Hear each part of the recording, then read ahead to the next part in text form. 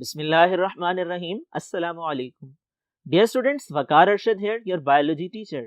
कैसे हैं आप सब? उम्मीद है खैर आफियत से होंगे। आज का लेक्चर किन टॉपिक्स पर मुश्तमिल है, आइए देखते हैं और इसके लिए मूव करते हैं व्हाइट बोर्ड की तरफ।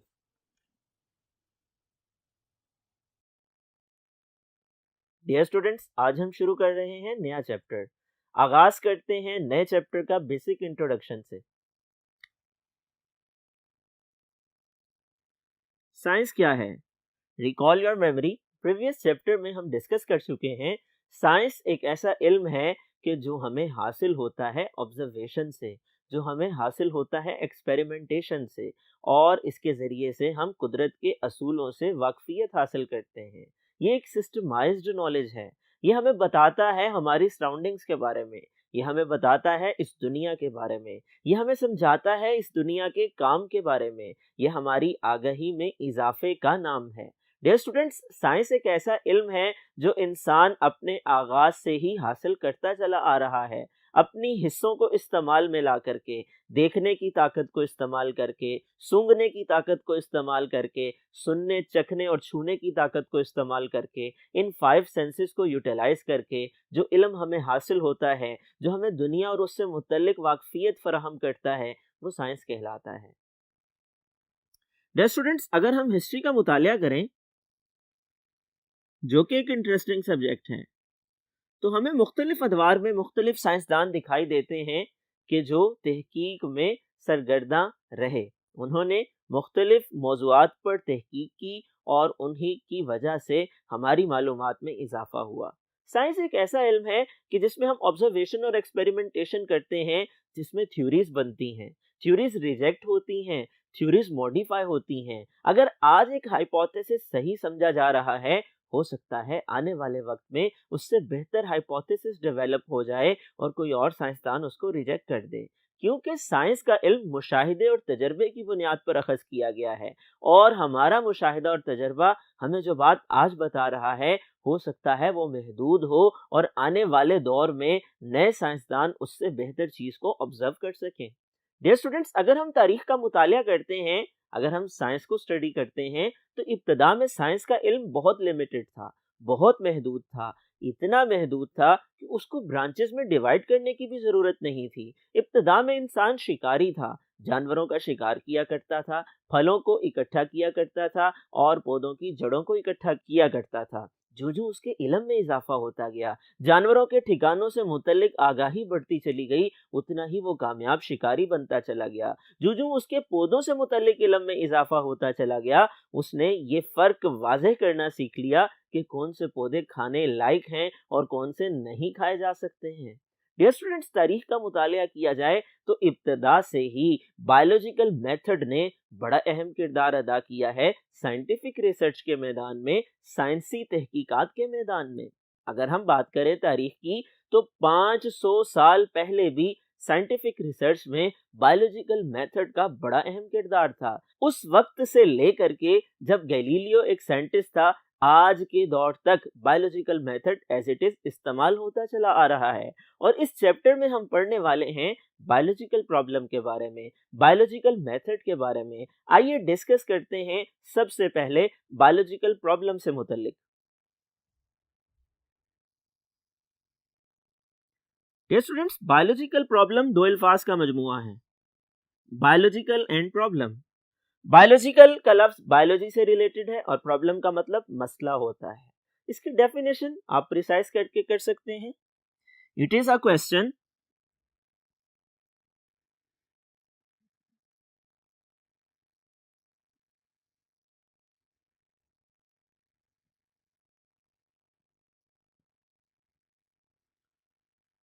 related to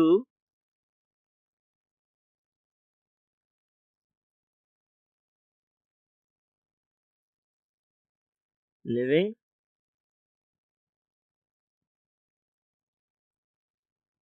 organism। ये एक सवाल है जिसका ताल्लुक जानदारों से है। ये सवाल कोई भी साइंटिस्ट पूछ सकता है, किसी साइंटिस्ट के जहन में आ सकता है किसी भी इंसान के जहन में आ सकता है। अलबत्ता शर्त यह है कि ये ताल्लुक रखता हो इंसानी जिंदगी से, तो ये बायोलॉजिकल प्रॉब्लम कहलाती है। मुख्तसर और सादा अल्फाज में आप यूं समझ सकते हैं, ऐसे मसाइल जो कि बराह रास्त जानदारों से ताल्लुक रखते हैं, उन पर असरअंदाज होते हैं, उनको हम बायोलॉजिकल प्रॉब्लम कहते हैं या हयातियाती मसाइल कहते हैं। और इसकी बेहतरीन मिसाल इंसानों में पाई जाने वाली बीमारियां हैं। डियर स्टूडेंट्स, साइंस चूंकि एक सिस्टमाइज्ड नॉलेज है, इन प्रॉब्लम्स को सॉल्व करने के लिए एक सिस्टमेटिक वे डिवाइस करता है। और वो सिस्टमेटिक वे क्या है, आइए डिस्कस करते हैं। डियर स्टूडेंट्स, बायोलॉजिकल मेथड आइए देखते हैं। बायोलॉजिकल मेथड की डेफिनेशन क्या है? Scientific method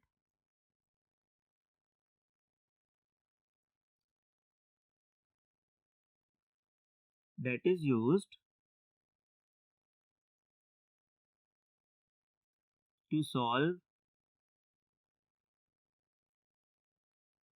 biological problems।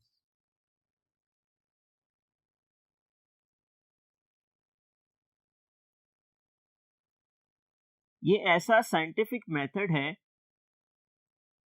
जिसे इस्तेमाल किया जाता है बायोलॉजिकल प्रॉब्लम्स को सॉल्व करने के लिए। इंपॉर्टेंट डेफिनेशन है, पूछी जा सकती है। बायोलॉजिकल मेथड की डेफिनेशन बताइए। आपने जहन में रखना है, ये कदीम तरीका है जो साइंस में इस्तेमाल होता चला आ रहा है। गुज़िश्ता 500 सालों की तारीख का मुतालिया किया जाए, इस तरीके ने साइंटिफिक रिसर्च में बड़ा अहम किरदार अदा किया है। अब हम बात करते हैं इसके स्टेप्स की।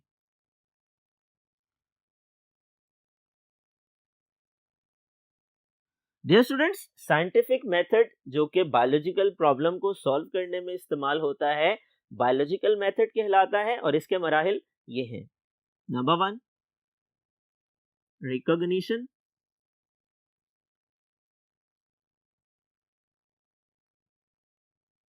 Of biological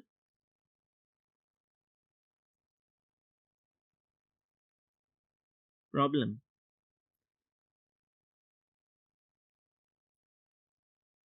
number 2, observation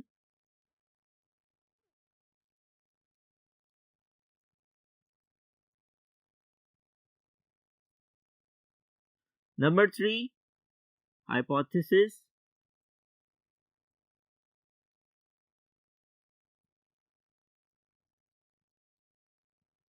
number 4, deduction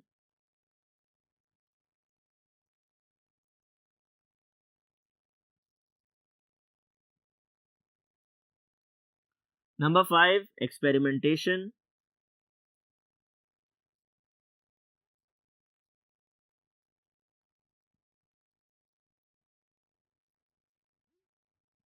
number 6, summarisation of result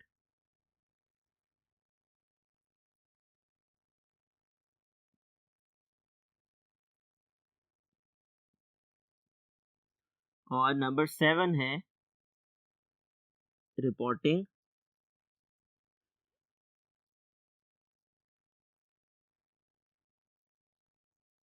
of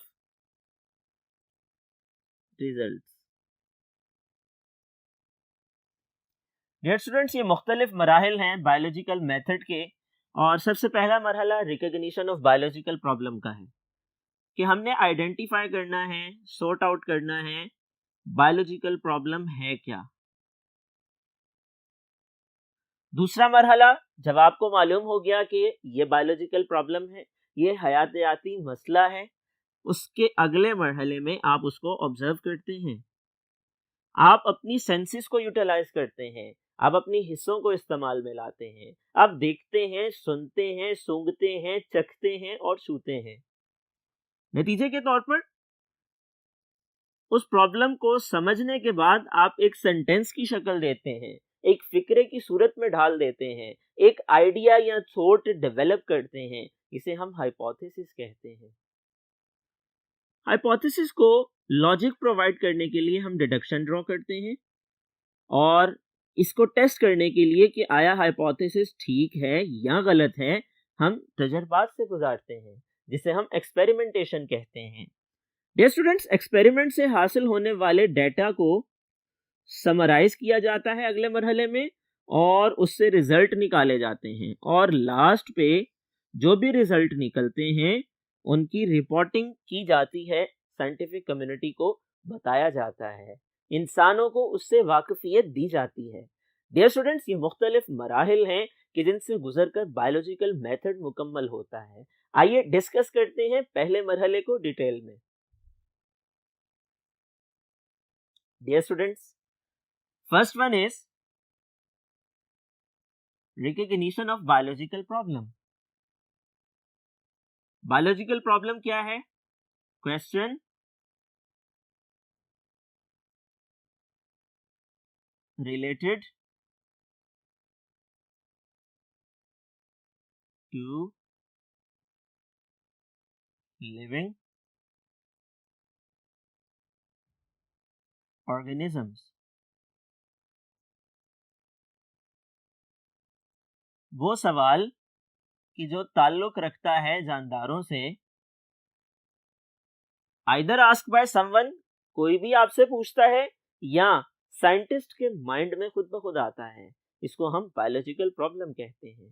पहले मरहले में इसको रिकॉग्नाइज किया जाता है, सॉर्ट आउट किया जाता है, तलाश किया जाता है, पहचाना जाता है। मिसाल के तौर पे मलेरिया एक बीमारी है, सबसे पहले इससे मुतल्लिक इल्म होना चाहिए कि ये एक बीमारी है, इसको रिकॉग्निशन ऑफ बायोलॉजिकल प्रॉब्लम कहते हैं।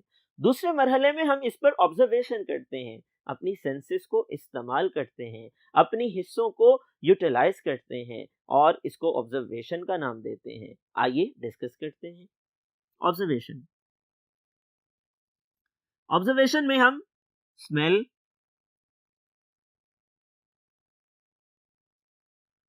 टेस्ट, टच,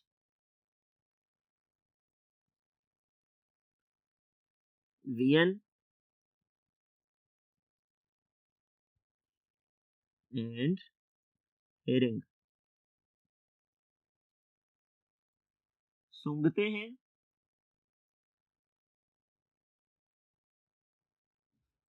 चखते हैं,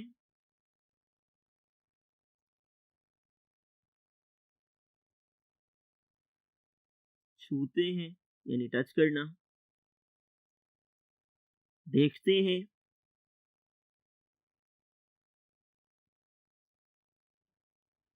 और सुनते हैं। इन 5 सेंसों को इस्तेमाल करते हैं जो कि अल्लाह ताला ने हमें दे रखी हैं। Vision, hair, smell, touch and taste, और इन 5 सेंसेस को इस्तेमाल करके हम उस प्रॉब्लम को समझने की कोशिश करते हैं। हम उससे मुतल्लिक तारीख का मुतालिया करते हैं कि इस प्रॉब्लम पर और क्या काम हो चुका है, किन साइंसदानों ने इस मौजू पर तहकीकात की हैं, हम उसको भी रीड आउट करते हैं। डियर स्टूडेंट्स, ऑब्जर्वेशन जो कि 5 सेंसेस से की जाती हैं 2 तरह की होती हैं। उनकी 2 इकसाम कौन सी हैं, आइए देखते हैं। टाइप्स की बात की जाए, नंबर 1 क्वांटिटेटिव,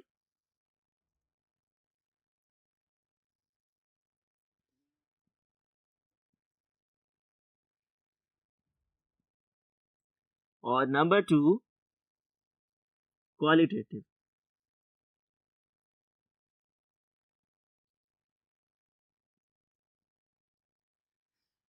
इन दोनों में बुनियादी फर्क क्या है?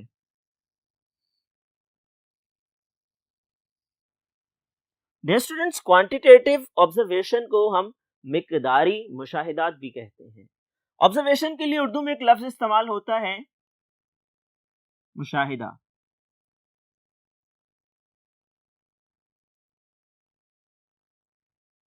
और अगर जमा का सीगा इस्तेमाल किया जाए तो इसको मुशाहिदात कहा जाता है। यानी किसी भी चीज को ऑब्जर्व करना, मुशाहिदा करना, ये 2 तरह का होता है। एक को क्वांटिटेटिव और एक को क्वालिटेटिव कहा जाता है। क्वांटिटेटिव ऑब्जर्वेशन को मिकदारी मुशाहिदात कहते हैं, क्वालिटेटिव ऑब्जर्वेशन को मेयारी मुशाहिदात कहते हैं। यानी आप यूं समझ लीजिए, क्वांटिटेटिव ऑब्जर्वेशंस में हम क्वांटिटी को स्टडी करते हैं, जबकि क्वालिटेटिव ऑब्जर्वेशन का ताल्लुक क्वालिटी से है। डियर स्टूडेंट्स, दोनों की डेफिनेशन इंपॉर्टेंट है, आपने याद रखनी है। क्वांटिटेटिव ऑब्जर्वेशन की बात की जाए, आप इसकी डेफिनेशन यूं कर सकते हैं, these are invariable, measurable and can be recorded in terms of number.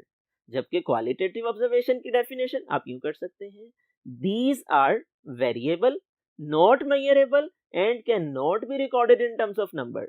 यानी ऐसी ऑब्जर्वेशंस के जो वेरिएबल नहीं होती, फिक्स होती हैं, स्पेसिफिक होती हैं, जिनको रिकॉर्ड किया जा सकता है, जिनकी पैमाइश की जा सकती है, वो क्वांटिटेटिव है। और जो वेरिएबल होती हैं, जिनको रिकॉर्ड नहीं किया जा सकता, जिनकी पैमाइश नहीं की जा सकती, यानी मेजर नहीं किया जा सकता, वो क्वालिटेटिव ऑब्जर्वेशन होती हैं। आइए दोनों की मिसालों को डिस्कस कर लेते हैं।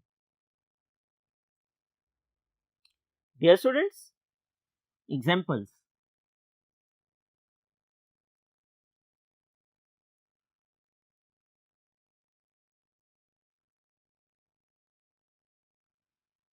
क्वांटिटेटिव ऑब्जर्वेशन और क्वालिटेटिव ऑब्जर्वेशन की एग्जांपल्स आपकी टेक्स्ट बुक में मेंशन है। मिसाल के तौर पे, पानी का फ्रीजिंग पॉइंट 0 है और बॉइलिंग पॉइंट 100 डिग्री सेंटीग्रेड है। ये क्वांटिटेटिव ऑब्जर्वेशन है कि जिसमें खास क्वांटिटी का तस्करा है, 0 डिग्री सेंटीग्रेड और 100 डिग्री सेंटीग्रेड।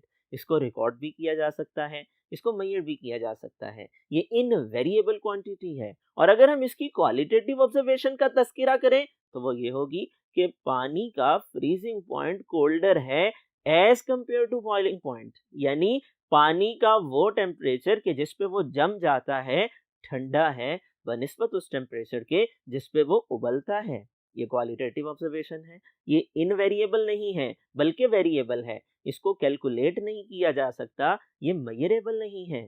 दूसरी मिसाल जो कि आपकी टेक्स्ट बुक में मेंशन है, पानी के 1 लीटर में 1000 ग्राम पाए जाते हैं, जबकि मुकाबले में एथेनॉल के 1 लीटर में 789 ग्राम्स मौजूद होते हैं। इसमें फिगर मौजूद है, इसमें स्पेसिफिक क्वांटिटी मौजूद है। ये क्वांटिटेटिव है, इसको मेजर किया जा सकता है, इसको रिकॉर्ड किया जा सकता है, इसको कैलकुलेट किया जा सकता है। इसके मुकाबले में इसकी क्वालिटेटिव ऑब्जर्वेशन क्या होगी? आप यूं कह सकते हैं कि पानी का 1 लीटर वजनी है बनिस्बत एथेनॉल के 1 लीटर से। इसमें कोई क्वांटिटी शामिल नहीं है, इसमें कोई फिगर, कोई डिजिट शामिल नहीं है। इसको मेजर नहीं किया जा सकता, इसको कैलकुलेट नहीं किया जा सकता, इसको रिकॉर्ड नहीं किया जा सकता है नंबर्स की सूरत में। डियर स्टूडेंट्स, ये आज का हमारा लेक्चर था। आज हमने डिस्कस किया बायोलॉजिकल प्रॉब्लम को, बायोलॉजिकल मेथड को, उसके मुख्तलिफ मराहिल को, ऑब्जर्वेशंस को। मुझे उम्मीद है आज का ये लेक्चर अपने तमाम टॉपिक्स के साथ आप लोगों ने समझ लिया होगा। समझने के बाद याद करने के लिए नोट डाउन करना मत भूलिएगा। डियर स्टूडेंट्स, अगले लेक्चर तक के लिए इजाजत दीजिए। अपना ख्याल रखिएगा। अल्लाह हाफिज।